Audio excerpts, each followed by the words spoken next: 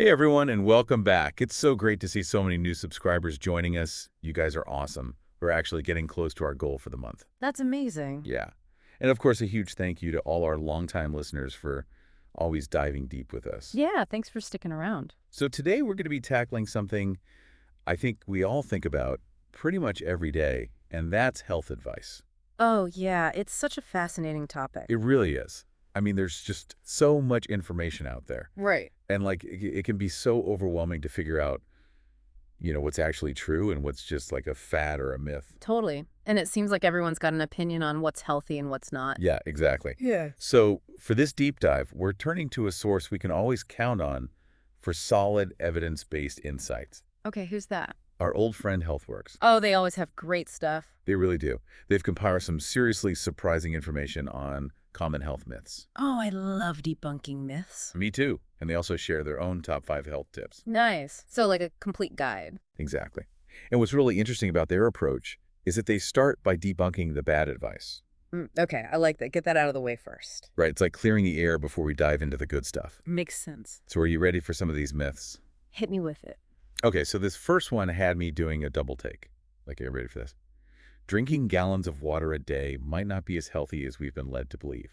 Wait, really? Yeah, especially if we're not balancing it with enough salt. Huh. I always thought more water was always better. Right, like that's what we've always been told. Yeah, so what's the deal with that? Well, while hydration is obviously essential, overdoing it, it can actually disrupt the balance of electrolytes in our bodies. Oh, right. Electrolyte. Yeah, and sodium in particular plays a crucial role in regulating that fluid balance. Okay, yeah.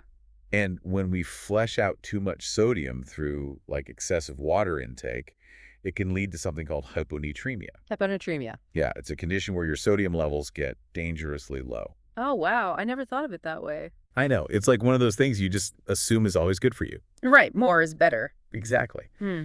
But it turns out there's a sweet spot for everything. Yeah, that makes sense. I guess too much of anything can be a bad thing, even water. Absolutely. Yeah. Okay, you ready for another myth? Yeah, bring it on. All right, so this one really surprised me. HealthWorks says that we shouldn't be prioritizing lean protein over fattier options. Really? I was like, what? I'm someone who's always like reached for the skinless chicken breast thinking it's the healthier choice. Me too. So what's the deal with that? Well, it all comes down to insulin. Insulin again. Yep. It seems like insulin plays a role in almost every aspect of health. It really does. Yeah. So remind me again, what's the big deal with insulin? Well, insulin is a hormone that regulates blood sugar. Okay, right. And when it's constantly elevated, it can lead to a bunch of health problems. Gotcha. And what's interesting is that lean proteins tend to trigger a bigger insulin spike than fattier proteins. Wait, really? I always thought fat was the culprit when it came to insulin. Yeah, it's a common misconception. So why do lean proteins spike insulin more than fatty ones? Well, it has to do with how they're digested. Fat slows down the digestion process. Okay. So when you eat protein with fat, it leads to a more gradual rise in insulin. Oh, that's interesting. So it's not just about the protein itself, it's about the combination of protein and fat. Exactly. You need both for optimal insulin control. That's a good point. Mm. Okay, I'm ready for another myth if you are. Lay it on me. Okay, this one is about those supposedly healthy vegetable oils. You mean like canola oil and stuff? Exactly. So for years, we've been told to replace saturated fats with these vegetable oils like soy corn canola. Yeah, like margarine instead of butter. Right. But according to HealthWorks, this is another example of how seemingly healthy advice can be totally misguided. Okay, I'm intrigued. What's wrong with these oils? Well, they're often highly processed, and they contain tons of omega-6 fatty acids. Ah, omega-6s. Yep. And while omega-6s are essential in moderation, an excessive intake can actually promote inflammation in the body. And inflammation is bad, right? Yeah. Chronic inflammation is a major driver of many chronic diseases. So it's all about balance again, getting enough omega-3s to counteract those omega-6s. Exactly. It's not about avoiding fat altogether. It's about choosing the right types of fat and making sure we're getting that healthy balance. Gotcha. Makes sense. Right, ready for another one? I'm on a roll. Let's hear it. Okay, so this next one is about the whole idea of losing weight to get healthy. Oh, okay. But HealthWorks says that this mindset is actually backward. Wait, losing weight to get healthy is bad advice. That's what they're saying. I've never thought of it that way. I know. Seems counterintuitive, right? Yeah. But I guess focusing solely on the number on the scale can be kind of misleading. Exactly. Instead of obsessing over weight loss, we should prioritize healthy habits that support, like, sustainable weight management. So it's more about overall health and well-being. Exactly. And the weight loss might naturally follow. Yeah. That makes sense. Okay, last myth for this section, I promise. Okay, bring it on. This one's about eating 6 small meals a day. Oh, yeah, I've definitely heard that one. I used to think that constantly snacking was the key to boosting your metabolism and preventing overeating. Me too. But it turns out that's another myth. It is. Frequent snacking actually keeps our insulin levels on a roller coaster. Ah, so it's like we're constantly spiking our insulin. Exactly. And that prevents our bodies from tapping into stored fat for fuel. So instead of constantly grazing, we should aim for longer periods without food. Precisely. Mm, That allows our insulin levels to stabilize and our bodies to enter a fat-burning state. gotcha. So basically, it's better to have a few satisfying meals than to constantly snack. Exactly. All right, I know we've covered a lot of ground here, just debunking these common health myths. It's amazing how much misinformation is out there, even when it comes from, like, seemingly credible sources. I know, right? It's hard to know what to believe. It really is.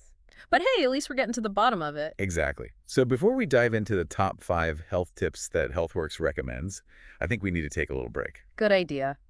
All this myth busting has me feeling thirsty. Me too. We'll be right back to explore those evidence-based strategies for optimizing our well-being. All right, so we've cleared the air on some of those pesky health myths. Yeah, that was a lot. It was, but now let's get to the good stuff. The good stuff. I like it. So HealthWorks has put together a list of their top 5 evidence-based health tips. Top 5. Okay, I'm ready. And I'm excited to break these down with you. Hit me with that top tip. Okay, well, this one probably won't surprise you given our conversation so far. Insulin? You got it. Mm-hmm. Maintaining normal insulin levels is their #1 tip. Okay, so we've talked a lot about insulin already, but what are the practical steps to actually keep it in check? Like, what's the secret sauce? The key is really to adopt a way of eating that doesn't constantly spike those insulin levels. Okay, so what does that look like? Well, it means focusing on foods that have a lower impact on blood sugar. Okay, so what kinds of foods are we talking about here? So instead of reaching for refined carbohydrates like white bread and sugary cereals. Yeah, those are the usual suspects. Yeah, exactly. Opt for complex carbs like whole grains and vegetables. Makes sense. And I'm guessing fattier proteins are still on the menu. Absolutely. Remember, they help regulate those insulin spikes. Right, so it's all about making smarter food choices that keep our blood sugar and insulin happy. You got it. It's about ditching those old ideas about what's good and bad and really understanding how different foods affect our bodies. Love it. Okay, insulin management check. What's next on HealthWorks list? Their second tip is intermittent fasting. Intermittent fasting. Now, I know it sounds kind of intimidating, A little bit. but it's actually a really simple and effective way to give your body a break from constant digestion and allow those insulin levels to normalize. So basically, it's like hitting the reset button on our metabolism. Exactly. And there are tons of benefits like improved insulin sensitivity, increased fat burning, even cellular repair. Okay, I'm listening. I've heard a lot about intermittent fasting, but I'm still a little fuzzy on the details. What does it actually involve? Essentially, it's about extending the period you go without eating. A common approach is to just skip breakfast. No breakfast. Exactly. It basically prolongs your overnight fast. Okay. And this gives your body a chance to tap into its fat stores for energy instead of constantly relying on glucose from food. So instead of constantly snacking, Right. we're giving our bodies a chance to actually burn fat. Exactly. And it helps regulate those insulin levels too. Okay. So it's not about restricting calories or depriving ourselves. It's more about timing our meals strategically. Precisely. I like it. Okay, tip number 3, please. This one actually builds on the concept of intermittent fasting. Okay, I'm intrigued. Avoiding snacking. Oh yeah, we touched on that earlier. Right. Remember how we talked about frequent snacking, keeping insulin levels on a roller coaster? Yeah, like it's constantly up and down. Exactly. So HealthWorks really emphasizes this point. Makes sense. It's all connected. It is. By adopting more structured eating patterns and focusing on those satisfying meals. Instead of grazing all day long. Exactly. We can help our bodies regulate insulin more effectively. Fewer meals, more mindful eating. Got Yeah. it. What's tip number 4? This one might be a bit more familiar. Healthy keto. Keto. That's definitely a diet that's been getting a lot of buzz lately. It has for good reason. The ketogenic diet, with its emphasis on low carbs, moderate protein, and high fat, has been shown to have some pretty powerful effects on metabolic health. Like what? Well, things like improved insulin sensitivity and increased fat burning. Okay, I'm seeing a theme here. Insulin's definitely the star of the show. It really is. But what's the healthy part of healthy keto? I've heard some versions of the keto diet can be kind of extreme. Yeah, like just bacon and cheese all day long. Not exactly. That's where the emphasis on quality comes in. Okay, so it's not just about slashing carbs and loading up on fat. It's about choosing the right kinds of foods. Precisely. We're talking nutrient-dense whole foods like organic vegetables, grass-fed meats, and healthy fats from sources like avocados, nuts, and olive oil. So it's keto, but with a focus on actually nourishing our bodies. Exactly. It's about using the principles of the ketogenic diet to achieve optimal health, not just rapid weight loss. All right, I like it. Sustainable and balanced keto. Hmm. Okay, we've got insulin management, intermittent fasting, avoiding snacking, and healthy keto. What's the final tip in HealthWorks' health boosting lineup? This last one might seem like a no-brainer, but it's often overlooked.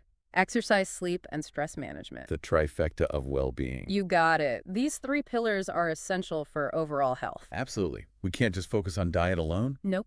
It's about taking care of our bodies and minds in a holistic way. So how do these three things tie into everything else we've been talking about, like insulin control?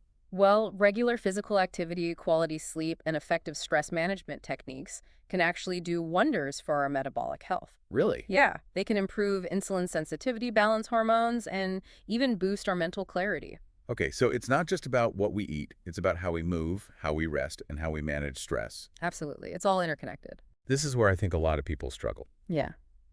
It's easy to get caught up in the pressure to be perfect. I know what you mean. Like, we need to have the perfect diet, Yeah. the perfect exercise routine, and get 8 hours of sleep every night, all while juggling a million other things. Right. It's not realistic. So how do we find that balance? It's about finding what works for you and building sustainable habits that you can stick with long term. Small steps, progress, not perfection.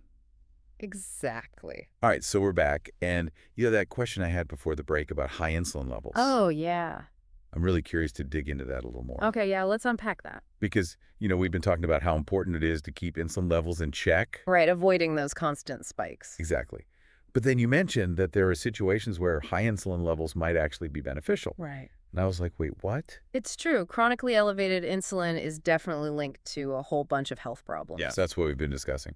But there are specific scenarios where a surge in insulin is totally normal and actually crucial for our bodies to function properly. Okay, so it's all about context. Exactly. It's Yeah. not as black and white as we might think. So when would those high insulin levels be a good thing? Well, let's think about what insulin does. Okay, its main job is to transport glucose from our bloodstream into our cells. right, where it can be used for energy. Exactly.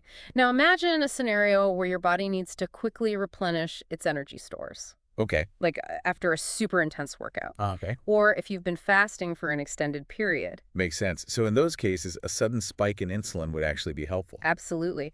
That surge of insulin helps shuttle glucose efficiently to your muscles and liver, Okay. which promotes recovery and replenishes those glycogen stores. So it's like a rapid refueling system for your body. Exactly. Okay, that makes a lot more sense. Yeah. So it's not about fearing insulin. It's about understanding how it works and making sure it's working with our bodies, You got it. not against us. Right. Awesome. So really, it seems like this all comes back to the importance of a nuanced approach to health. I think so too. Right. What's healthy for one person In one situation. might be totally different for someone else. Right. It's not one size fits all. Totally. Huh. And I think that's something really important to remember. Yeah, it's easy to get caught up in those black and white rules. Right. Like this food is good, this food is bad. Absolutely. But the reality is it's much more complex than that. Absolutely. Everyone's different, and what works for one person might not work for another. So what's the takeaway here for our listeners? Well, I think the key is to really pay attention to your body. Yeah. Experiment with different approaches. Don't be afraid to try new things. Exactly. And don't be afraid to seek guidance from qualified healthcare professionals. Right. Find someone who can help you figure out what works best for you. Exactly. Because there's no magic formula. No one-size-fits-all solution. Right. It's about finding what makes you feel your best. Awesome. Well, this has been such an amazing deep dive. It really has. We've busted some major health myths Learned all about the power of insulin and explored those fantastic tips from HealthWorks. for optimizing our well-being. It's been a wild ride. It has.